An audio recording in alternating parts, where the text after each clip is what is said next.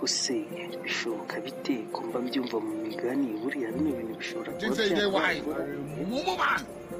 ariko siko burya nawe warasaze usigaye wifata gutya nta rusuni ukicara ukivugishwa ku manwa y'ihangu.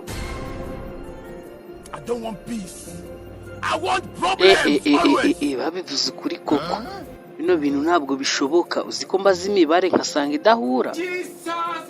kasakumira bahu ntukubiza ngo ni nkushi. ariko heri warasaze gakushuka umutima nkujize y'ibiki kuba ngende guteranya ibintu nkabona bidahura bivuze ko nasaze. uheraho uhamye neza ko utasaze. ni gute umuntu yifata ungana nkawe agatangira kubara ubusa akivugisha buriya n'iki kiba gisigaye si ukwiruka? yasha ibyo nibyo uri kwitekerereza ntabwo ari ukwiruka ahubwo ni ubuvumbuzi nakoze none sanze baratubeshye.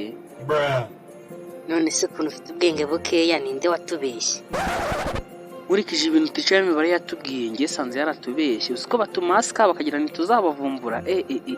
uzi ko tica yatubwiye ngo oya geza aho nakumvise atubwiye ngo iki se ahubwo wajya ureka kwigira mu munyabwenge kandi urigizwa. uzi ko mu ishuri ari wowe uba uwa nyuma. ariko nawe eri waba igicucu kuba mba uwa nyuma se bivuze ko ntagira ikintu gishya ndema? ariko sha ibyo byari ibya kera ubu ngubu usigaye ufite ubwenge busumba uko ubitekereza. yewe nakatari umuruho n'imbwa ntiga y'ibisigira nawe utangiye kwiyumva ko uri umunyabwenge. yewe ndagushimitse. oya mani eri ntukazajya wigira umuswa cyane nawe. tica yatubwiye ko rimuteranyijeho rimwe ngo ari kabiri ariko ngewe navumbuye ikindi gisubizo. yego ko ariko siko ntabwo ujya uba muzima pe nose niba atari kabiri ni kangahe?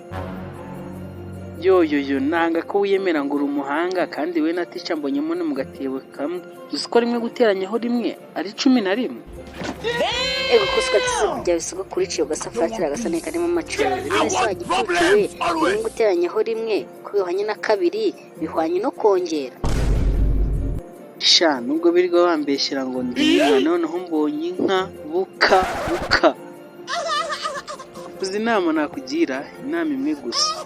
subira mu ishuri ubanze wige imibare umenye neza ibyo uri gukora ibyo ari byo aho ubundi ibyo n'ubu utabishoboye taha ujye mu kiyede.